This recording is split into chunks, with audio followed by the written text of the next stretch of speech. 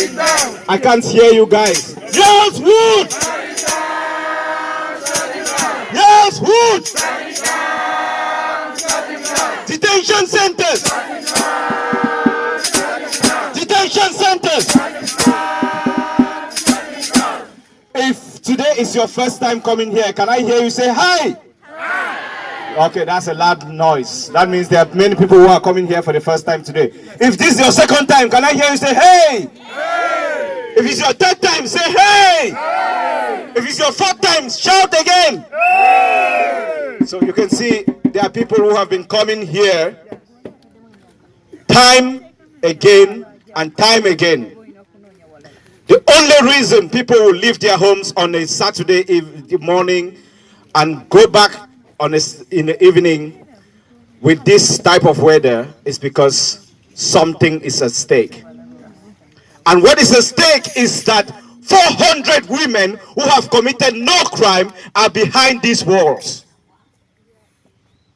The only reason we are here today is because we think an injustice is occurring in society and people are being told to keep quiet, to look the other way.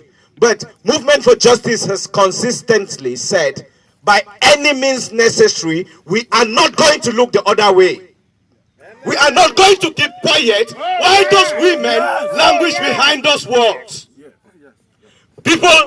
Women have been raped in Yarlswood. Do you know that?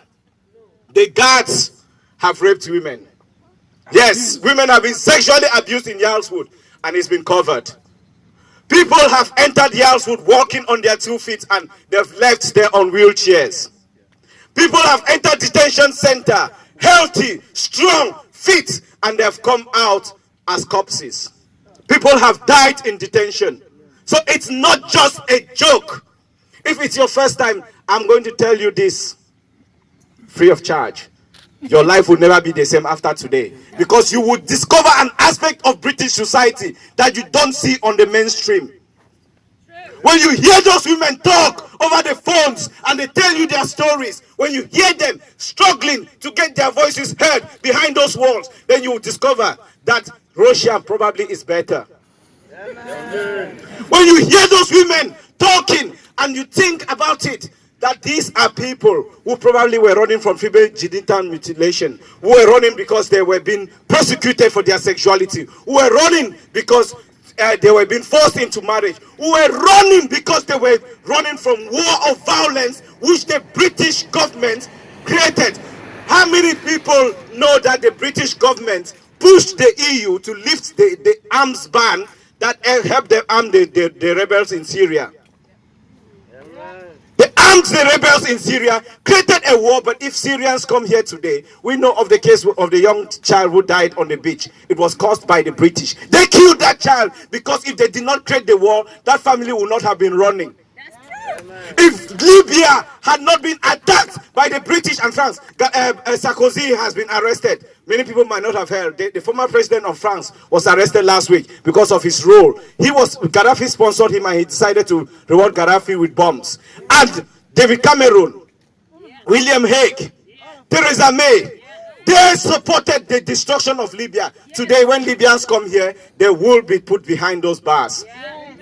When people run from Iraq, they come here, they end behind bars. When people run from the Democratic Republic of Congo, when they run from Zimbabwe, when they run from Tanzania, when they run from Cameroon, all these countries have a history of destruction that the British have left in their wake. So why is it that when the people leave these places and come here asking to be protected, they end up being put in jail?